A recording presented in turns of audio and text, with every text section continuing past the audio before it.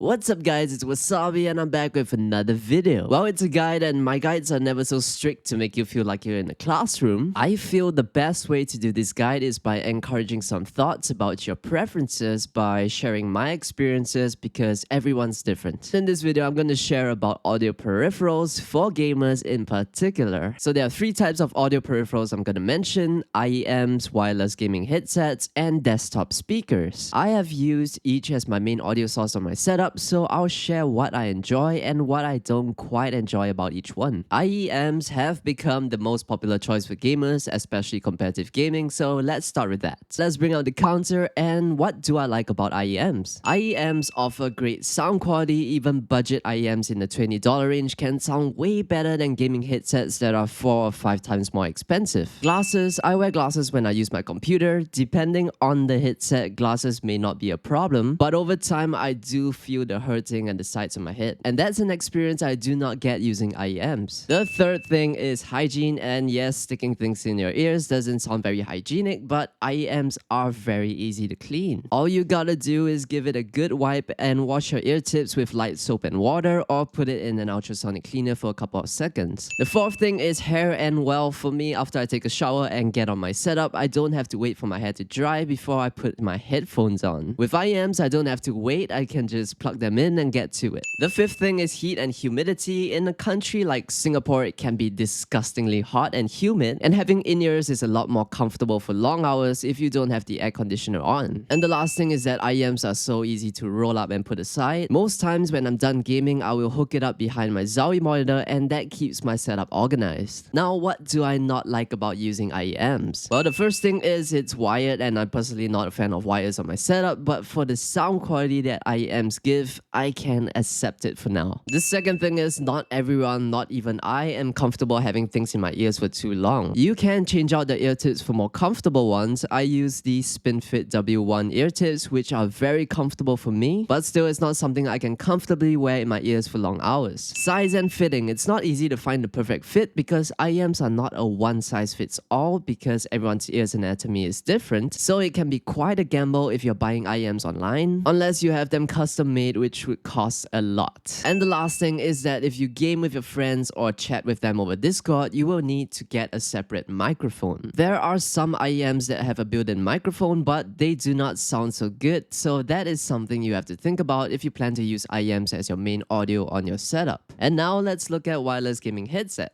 What do I like about it? Oh, it's wireless and has a detachable microphone, which means no wires and no microphones in front of me when I'm gaming. I enjoy the experience of a clear peripheral vision when I'm gaming, just my mouse, keyboard, and mousepad. Second thing is that you don't need to buy a microphone unless you are a content creator or you produce videos. For me these days, I would only use my Shure MV7 Plus for video production, and when I'm gaming, I would just use my headset so I don't have to set up and reposition my microphone. I like how I can just hang it around my neck and turn up the volume, so it's kinda like speakers.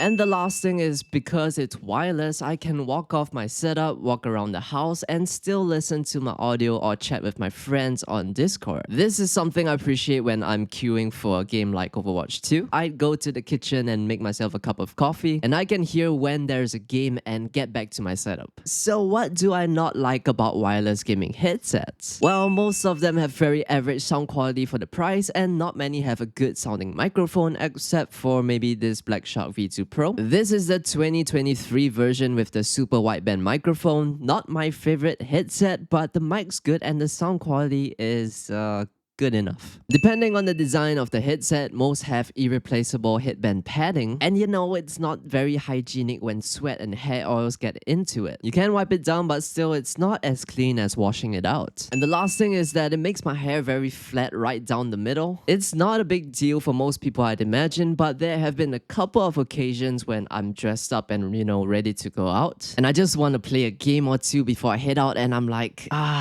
damn it, Last but not least, we have desktop speakers, and what I have is the Razer Leviathan V2 soundbar. I've had it for over 3 years now. So what do I like about it? I like speakers on my setup because then I don't have to put anything in my ears or on my head. So comfort-wise, 10 out of 10. The second thing is I like to chill on my bed and just let the music play. When my friends come over for drinks, everyone can just enjoy the music together. With speakers, depending on what speakers that you get, but the ones that I have, I can feel the bass. And you know, it's not bass around your ears, it's bass all over. It's really nice when you're watching movies or playing story-driven games like a Call of Duty campaign or something like that. Now, what do I not like about desktop speakers? Well, first off, I gotta be careful with how loud I set my volume because I am a considerate citizen and housemate. You know, if the bass is too awesome, you can hear it through the walls and no one wants to be on the other side of the party, if you know what I mean. Second thing is that if you share a room or you game late at night or whoever you stay with has a different taste for music, it's best not to have speakers really. The third thing I do not like is that desktop speakers take up a lot of space. So if you have a small desk, I don't think having desktop speakers is the best idea. Perhaps what you can do is have a small Bluetooth speaker that you can use for watching YouTube or listening to music. Put it behind your monitor, and when you game, use your IEMS or headphones. And the last thing is that speakers are not something I would use for competitive games because I just do not get enough of the directional audio and imaging that IEMS or headphones can give, which are things that are more beneficial for competitive gaming. Well, that's all of my experiences I can think of for now. I'm doing this video because quite often when brands release a new product, people jump right into it before thinking about these things and either end up not using it or having a bad impression of the product because it's just not something that suits them. So before you decide to buy anything, not just audio peripherals, think about how it fits in with your setup and your lifestyle. Because at the end of the day, you can spend money on the best sounding IEMs or gaming headset, but if you're not comfortable using it day to day, you may just be a lot happier using something else. Anyway, if you have any experiences using IEMs headsets or speakers on your setup that you'd like to share, feel free to comment. I think it might just help someone out. By the way, just to share so my viewers on YouTube don't miss out, there is a giveaway running on my Twitter till the 2nd of September. If you're interested, feel free to check it out. And if you're watching this video after the 2nd, you can still follow me on Twitter. It's where I share new products early, some things that I currently use, and more giveaways as well. I'll leave a link to the giveaway in the description below. Anyway, thank you for watching. If you enjoyed the video or found it helpful in any way, please leave a like and subscribe to support the channel, and I guess I'll see you in the next one.